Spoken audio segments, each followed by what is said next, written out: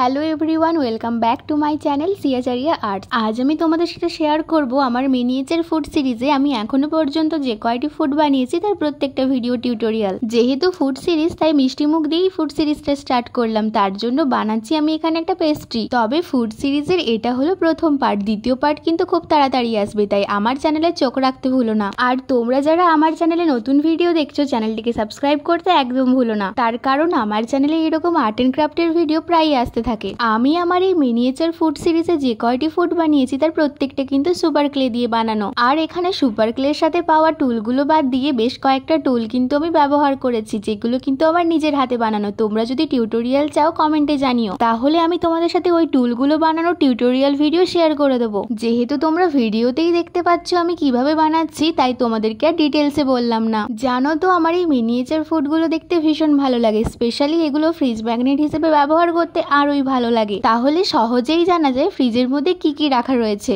Junk food যতই আমাদের শরীরের জন্য ক্ষতিকর হোক না কেন, আমাদের পছন্দ তো ওইগুলোই। আর আমি তাই বেছে বেছে এই সিরিজে আমাদের পছন্দের খাবারগুলোই বেশিরভাগ রাখার চেষ্টা করেছি। তার মধ্যে প্রথম হলো এই পিৎজা। আনহেলদি হলেও আমাদের কিন্তু এটাই পছন্দের। এই তো কথা বলতে বলতে বেশ কয়েকটা মিনিয়েচার ফুডও বানিয়ে ফেললাম। তোমরা কমেন্টে জানিও তো এই মিনিয়েচার ফুডগুলোর মধ্যে তোমাদের কোনটা সব থেকে বেশি পছন্দ হয়েছে। জানো তো যখন আমার ভীষণ বোরিং লাগে তখন এই আর্ট এন্ড ক্রাফটের কাজগুলো করলে নিমেষেই মন ঠিক হয়ে যায়। তবে যখন মন ঠিক থাকে না, ওই দিন কাজ শুরু করলে প্রথম দিকে কাজটা অতটা না ভালো হলেও শেষের দিকে কিন্তু কাজটা ঠিকই হয়ে যায়। তোমরা কমেন্টে জানিও তো তোমাদের কার কার সাথে এমনটা হয়। এবার বলি মন ভালো না থাকার কারণ, সেটা হলো যখন মাঝে মাঝে এই ওয়াইটি স্টুডিও খুলে দেখি ভিউজ অনেকটাই ডাউন, তখনই মনটা খারাপ হয়ে যায়। আবার যেদিন দেখি ভিউজটা ঠিক হয়ে গেছে সেদিন আবার মন ভালো হয়ে যায়। যদিও জানি এটা আমার শুধু একার গল্প নয়, এটা প্রত্যেকটা ইউটিউবারেরই গল্প। সে যাই হোক, এত দূর এসে তো আর হাল ছেড়ে দিতে পারি না। কিছু মানুষের আমাদের কন্টেন্ট ভালো লাগবে, আবার কিছু মানুষের আমাদের কন্টেন্ট ভালো লাগবে না, সেটা নিয়ে বসে থাকলে চলবে না। জানো তো প্রথম দিকে যখন ভিডিও করতাম তখন কেউ কিছু বললেই সেটাই মাথায় নিয়ে নিতাম, কিন্তু